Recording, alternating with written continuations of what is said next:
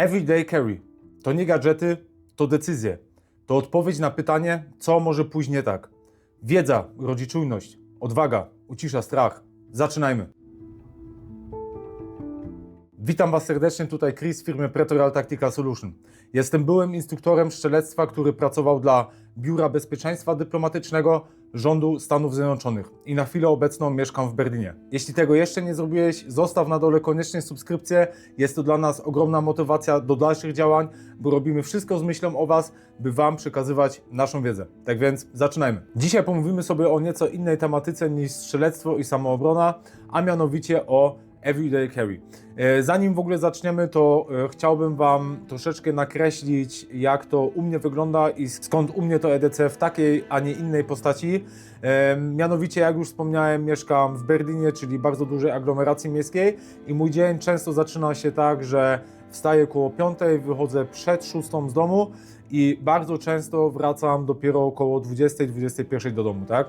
Więc mój styl życia wymusił na mnie już sam fakt, że ja muszę ze sobą mieć plecak, ponieważ w tym plecaku noszę jakieś picie, ciuchy na trening, jedzenie, jakieś rzeczy osobiste i już od wielu lat ja ten plecak ze sobą nosiłem. Wkurzało mnie to jednak troszeczkę, że jak szedłem na zakupy, to miałem właśnie te rzeczy z takiego everyday carry, czyli te najbliższe mi rzeczy w plecaku, bo ja jestem osobą, która nie cierpi wręcz zapychać kieszenie różnymi przedmiotami, tak?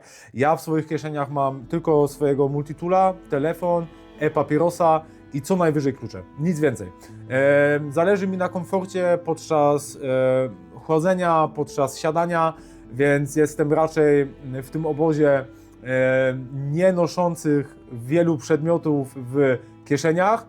Mój dowódca były na przykład, miał całe kieszenie wypchane w dosłownie wszystkim. Miał tam latarki, noże, opatrunki, stazy taktyczne i automatycznie jego obwód pasa rósł też adekwatnie o 15 cm.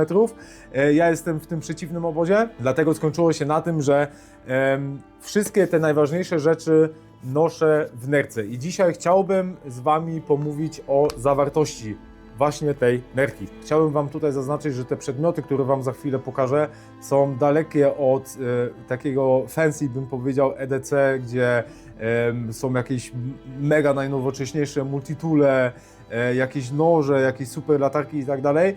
Są to po prostu zwykłe rzeczy, które opierają się na moim doświadczeniu, na mojej praktyce i które gdzieś tam spełniają moje osobiste potrzeby, tak? Zadaj sobie jedno bardzo ważne pytanie. Jak wygląda Twoje życie codzienne? I na podstawie tego pytania uzupełnij swoje everyday carry. U każdego te przedmioty będą wyglądać inaczej i każdy powinien pod swoje indywidualne potrzeby te przedmioty dobrać, tak? U mnie wygląda to tak, a nie inaczej. Wynika to z mojej praktyki zawodowej, bym powiedział, z tego, że mieszkam w Berlinie i z moich własnych, osobistych spostrzeżeń, które nazbierałem przez ostatnie lata. Jest to mój pierwszy odcinek o takiej tematyce, więc jeśli on Ci się spodoba, zostaw koniecznie na dole komentarz. Może zrobię z tego całą serię i pomówię o zawartości mojego plecaka, który ze sobą codziennie noszę. Mogę również pomówić o zawartości mojego plecaka ucieczkowego. Wydaje mi się, że tych tematów jest o wiele więcej i można to ująć w całą serię. No dobra, no to przejdźmy sobie teraz do omówienia mojego EDC. Co noszę w kieszeniach? Raczej, jak już wiecie, jest tego nie za dużo. Na pierwszym miejscu mam multitoola Leathermana Wingman, podstawowa wersja, dostałem go od mojej ukochanej narzeczonej. Ja osobiście nigdy nie byłem zwolennikiem noszenia noży w kontekście samoobrony. Kiedyś nosiłem nóż firmy Spyderco, teraz skończyło się właśnie na multitoolu. Uważam, że dla mnie osobiście jest to lepsze rozwiązanie. Użyłem już tego multitoola wielokrotnie do przecinania jakichś różnych kabli, używałem nożyczek, otwieranie paczek, skręcanie, przekręcanie jakichś śrubek itd. Dodatkowo drugi aspekt jest taki, dlaczego ja w ogóle się zdecydowałem na multitool, to taki, że w Niemczech prawo niemieckie zakazuje noszenie, czyli noszenie w kontekście przy pasie lub w kieszeni spodni noży, których ostrze jest dłuższe niż 12 cm, bądź też noży, które mają rozkładane ostrze, czyli takie otwierane jak tutaj. Tak więc to była główna przyczyna, dlaczego ja przestałem nosić noża w ogóle. Tutaj wiem, że też to ostrze jest rozkładane, można je jedną ręką rozłożyć, co według prawa niemieckiego też jest zakazane w kontekście noszenia noży przy sobie. Jednak to jest tutaj taki mój wewnętrzny bunt przeciwko głupocie prawa i stwierdziłem, że jeżeli mnie policja zatrzyma i będę musiał przejść przez kontrolę, no to albo mnie przepuszczą, albo nie. Wiecie sami jak jest, czasami jakiś służbista się zdarza, ale wydaje mi się, że jeżeli chodzi tutaj o tego multitoola, no to raczej nic by się nie stało, aczkolwiek nie wiem, no ja stwierdziłem, że po prostu nie przesadzajmy i ten multitool ze sobą noszę każdego dnia. Tak więc mega fajne narzędzie, jestem raczej zwolennikiem noszenia multitoolów. Co mam jeszcze w kieszeniach? Coś oczywistego, klucze od domu, klucz od auta i mojego e-papierosa. Tak, przejdźmy teraz do omówienia zawartości nerki, jak i sami nerki. Jest to nerka marki 511, bodajże wersja Elvis 6. Jest to taka nerka raczej do skrytego noszenia, która ma raczej takie mało militarne zacięcie. Było to też dla mnie bardzo ważne, żeby to się nie rzucało w oczy kiedyś. Ja byłem raczej zwolennikiem noszenia wszystkiego, co jest związane z mole, czyli miałem plecak z mole taki typowo wojskowy. Po tym, jak się podjąłem pracy w ambasadzie amerykańskiej, od tego odszedłem, ale może o tym kiedyś pomówię w jakimś innym odcinku. Tak więc ta nerka. Co mam w pierwszej kieszeni? W pierwszej kieszeni mam latareczkę i teraz się zdziwicie, bo tą latarkę nosiłem w kieszeniach od spodni i wow, nie mogłem się do tego przyzwyczaić. Po prostu mnie tak wkurzała, że chyba po jednym tygodniu wylądowała w nerce. Jest to latarka firmy Nitecore MT1A. Nic nadzwyczajnego, nic fancy. Lubię w tej latarce właściwie to, że ma ona funkcję światła stroboskopowego. Jeżeli teraz mówimy gdzieś o kontekście samoobrony, jest to dosyć ważne. Tak więc latareczka zwykła, wiem, że na rynku jest tego o wiele więcej, o wiele lepszej jakości, z większą ilością lumenów i tak dalej. Mi to w zupełności wystarcza. Następne co mam, to zwykłą maseczkę FFP2. Jest to jeszcze jakaś pozostałość po koronawirusie. Ja tą maseczkę cały czas gdzieś tam przy sobie noszę, ponieważ niejednokrotnie zdarzyło mi się iść na przykład do lekarza, gdzie jeszcze ta maseczka jest wymagana, jak się jest na przykład chorym.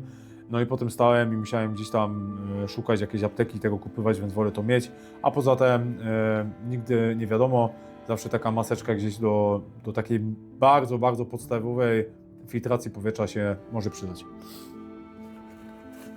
Tutaj mam jedną naszywkę z mojej starej pracy, jako pamiątka. Dodatkowo jeszcze mam takiego coina z mojej starej pracy, też jako pamiątka. Jeżeli przejdziemy teraz do tej głównej komory, która znajduje się tutaj, to mam następujące rzeczy.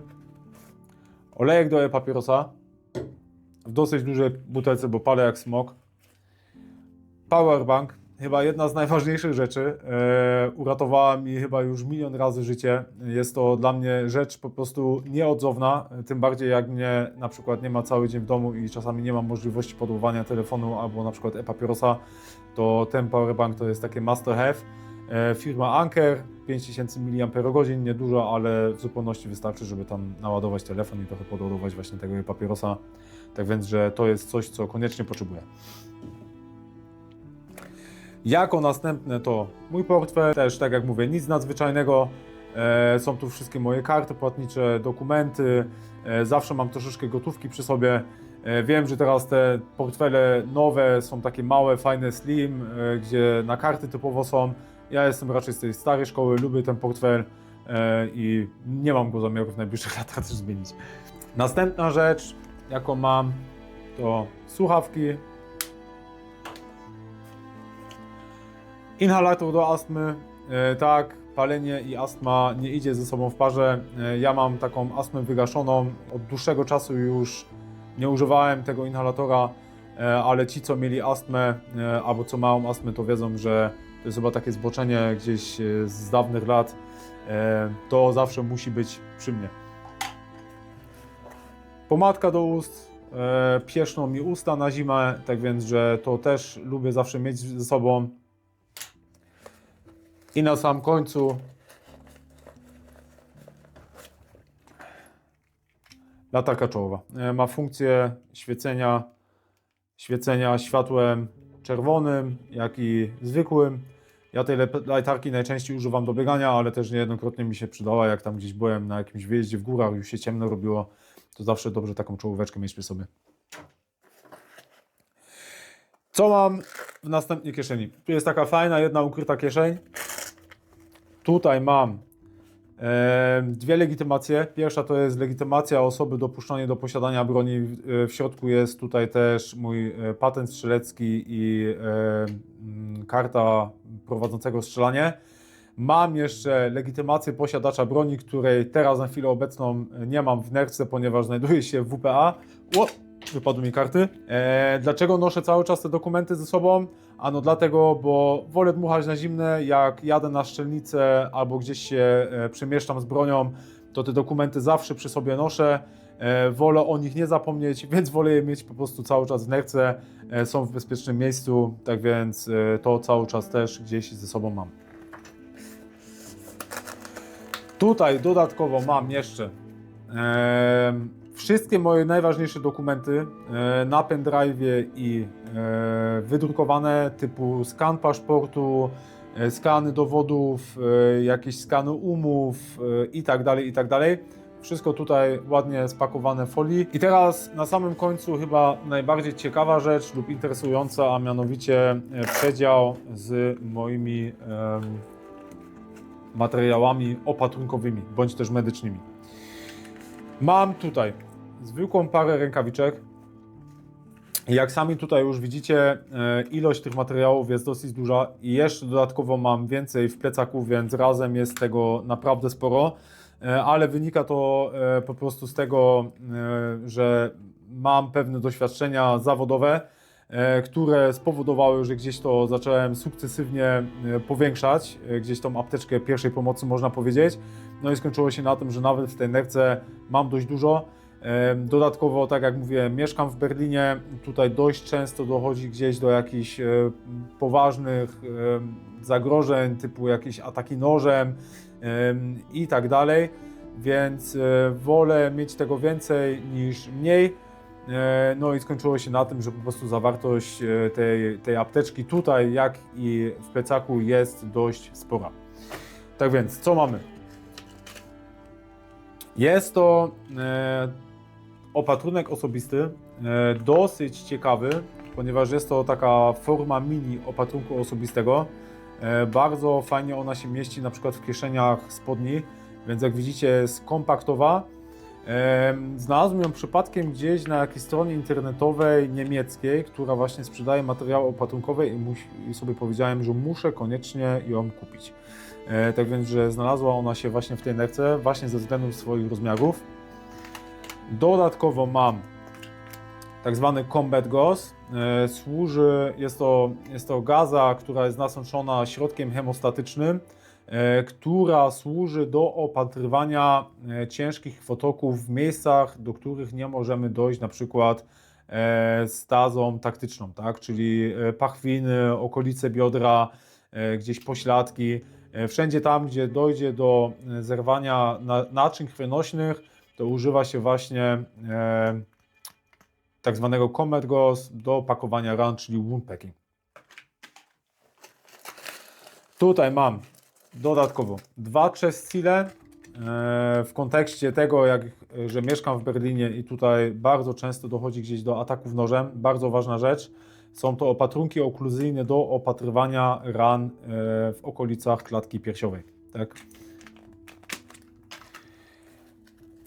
Zwykły koc NRC bądź folia NRC i na sam końcu jedna bardzo ciekawa rzecz.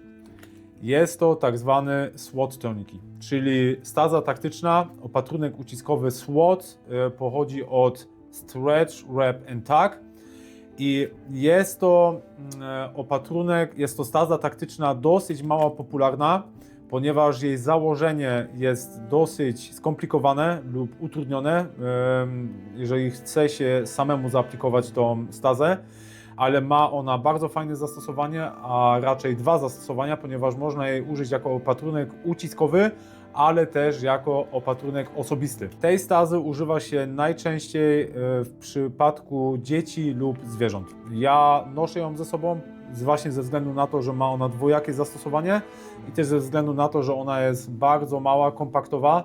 Zwykła staza taktyczna już by mi się tutaj nie zmieściła, więc noszę to ze sobą i jestem z tego bardzo, bardzo zadowolony. I to jest cała zawartość mojej nerki. Tak więc, tak jak mówiłem, nie ma tutaj nic fancy. Jak widzicie, największy nacisk tutaj położyłem tak jakby na te materiały opatrunkowe. Wszystko, co jest poza tym, to jest, tak jak mówię, dodatki, które są mi potrzebne w życiu takim codziennym. I tak jak mówiłem, mam tego o wiele, wiele więcej jeszcze w moim plecaku. Ja mam nadzieję, że ten odcinek jak zawsze był dla Ciebie dowartościowaniem. Dzisiaj o nieco innej tematyce niż strzelectwo i samoobrona, ale wciąż ściśle związane z tym zagadnieniem. Dziękuję Ci za oglądanie i do zobaczenia na treningu.